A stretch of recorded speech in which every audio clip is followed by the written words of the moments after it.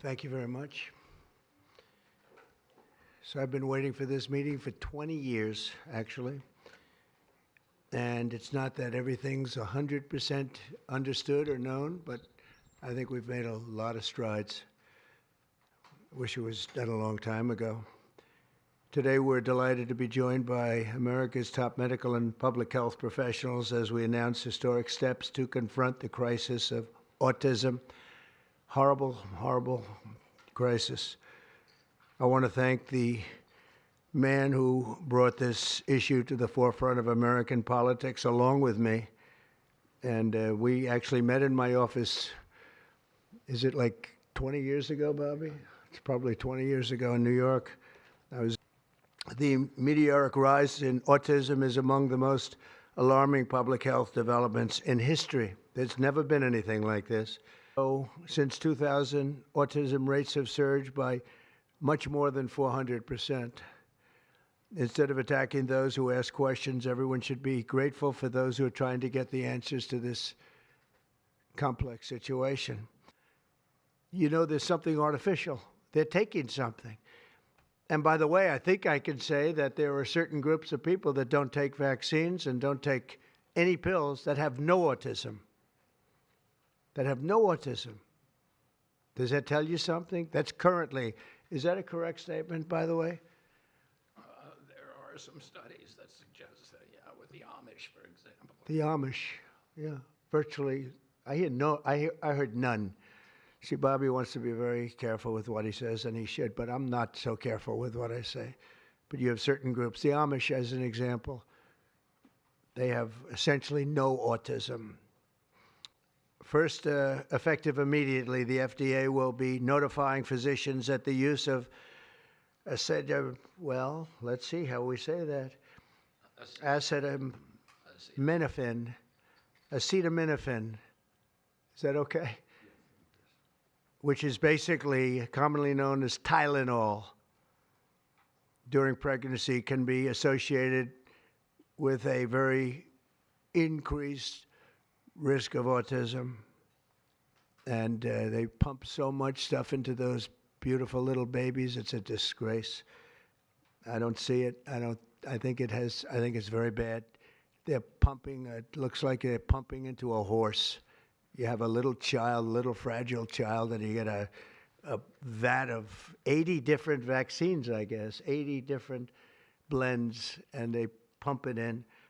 I mean, I've been so into this issue for so many years just because I couldn't understand how a thing like this could happen. And you know it's artificially induced. It's not like something that also, and we've already done this, we want no mercury in the vaccine. We want no aluminum in the vaccine. The MMR, I think, should be taken separately. This is based on what I feel, the mumps, measles, and all the three should be taken separately. But with Tylenol, don't take it. Don't take it. And if you can't live, if your fever is so bad, you have to take one because there's no alternative to that. Sadly, first question, what can you take instead? It's actually, there's not an alternative to that. And as you know, other of the medicines are absolutely proven bad. I mean, they've been proven bad with the aspirins and the Advils and others, right? And they've been proven bad through. And I will say there are parts of the world that don't take Tylenol.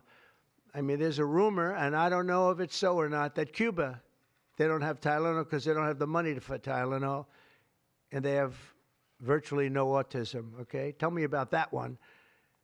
And there are other parts of the world where they don't have Tylenol, where they don't have autism. That tells you a lot.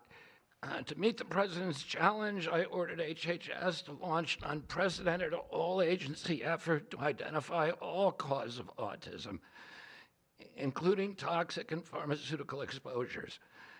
At President Trump's urging, NIH, FDA, CDC, and CMS are turning over every stone to identify the etiology of the autism epidemic and how patients and parents can prevent and reverse this alarming trend. Historically, NIH has focused almost solely on politically safe and entirely fruitless research about the genetic drivers of autism. And that would be like studying the genetic drivers of lung cancer without looking at cigarettes. And that's what NIH has been doing for 20 years. As a result, we don't have an answer to this critical question. The FDA is responding to clinical and laboratory studies that suggest a potential association between acetaminophen use during pregnancy and adverse neurodevelopmental outcomes, including later diagnosis for ADHD and autism. HHS will launch a nationwide public service campaign to inform families and protect public health. In addition to a possible acetaminophen connection to autism for pregnant women, infants, and toddlers, our research has revealed that folate deficiency in a child's brain can lead to autism. We are continuing to investigate a multiplicity of potential causes with no areas of taboo. One area that we are closely examining, as the president mentioned, is vaccines. Some 40 to 70% of mothers who have children with autism believe that their child was injured by a vaccine.